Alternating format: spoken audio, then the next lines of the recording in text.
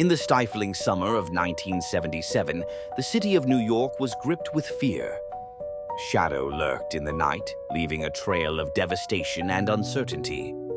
This was the year when the infamous Son of Sam murders took the spotlight, marking a chilling chapter in the city's history. But who was the man behind the name, and what drove him to commit such heinous acts? The person who orchestrated this terrifying spree was David Berkowitz, a once seemingly ordinary postal worker who became one of America's most notorious serial killers.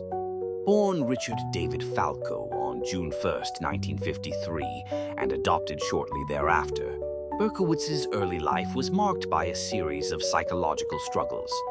Despite a relatively stable upbringing, he battled a complex array of emotions and delusions that would eventually consume him. By the time he reached adulthood, Berkowitz had become increasingly isolated, nurturing a fascination with pyromania and violence.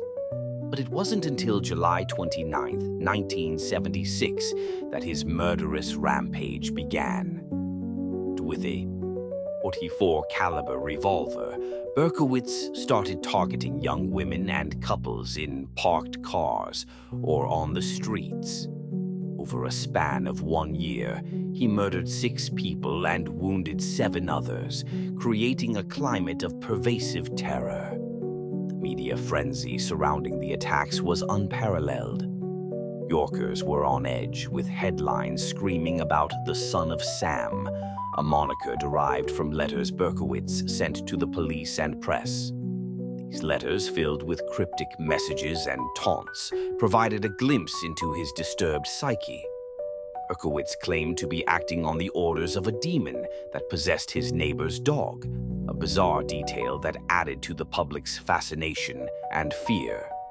As Berkowitz prowled the streets, the NYPD struggled to pin him down. Police efforts were massive and exhaustive, yet frustratingly slow, as the killer eluded capture time and again. It wasn't until a fortunate break in the case, involving a parking ticket issued near one of the crime scenes, that authorities finally connected the dots. August 10, 1977, Berkowitz was arrested outside his apartment in Yonkers, bringing an end to his reign of terror.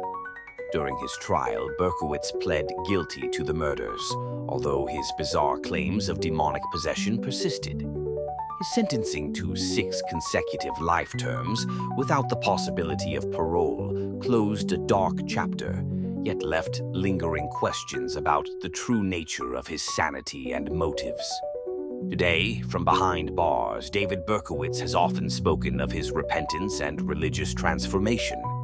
Yet, the chilling memory of the Son of Sam era remains embedded in the fabric of New York City's history. It serves as a sobering reminder of how fear can grip a metropolis and how the twisted paths of a troubled mind can wreak havoc on the lives of many.